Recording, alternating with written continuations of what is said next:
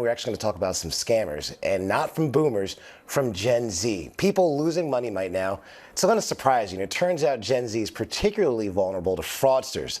Now, the Federal Trade Commission says people ages 20 to 29 reported losing money to fraud scams more than people ages 70 to 79, those baby boomers. So let's get this, why this is happening. We're going to talk to somebody right now, Margarita Alvarez. She's the head of payment risk for programs for Wells Fargo. Margarita, all right, we had a little shuffling going on right there, but we finally got to you. Thanks for joining me. All right, so this is big news right now. Gen Z losing more money to scams than baby boomers. So why do you think this is happening? Do you think digital fluency could be a blind spot for this tech-savvy generation? Well, tech savvy, it doesn't necessarily correlate to being scam proof. And to your point, while digital, and being digital is a superpower for Gen Z, it also happens to be the playground for scammers.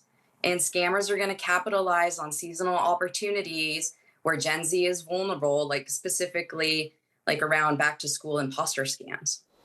Now, you just said it right there, back to school. So what is it about that time that makes it such a gold mine for scammers? Gen Z is embarking on new life experiences. Like they're getting their first taste of independence. They're working to be able to manage financial pressures from the growing costs of college.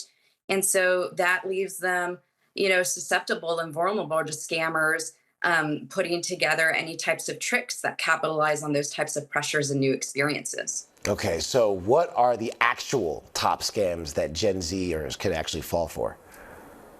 Scholarship scams, anything that promises some type of like financial aid or grants, job scams when they're looking for new opportunities to be able to make some money, housing and rental scams, any type of like online market scams when they're looking for new supplies such as textbooks or new computers, et cetera. They just have to be very mindful of that. Okay, so you're talking about being mindful. So what are some other red flags that people should really be looking out for right now? Then you need to be able to take a look at fake emails, text spoofing, fake websites of any sort. You have to be able to make sure not to be able to share personal information. Even if you're getting emails from a friend, make sure that you take the time to be able to validate it. Just be cautious and aware. All right, Margarita Alvarez with the information we need. Thank you very much. Thank you so much, Ike.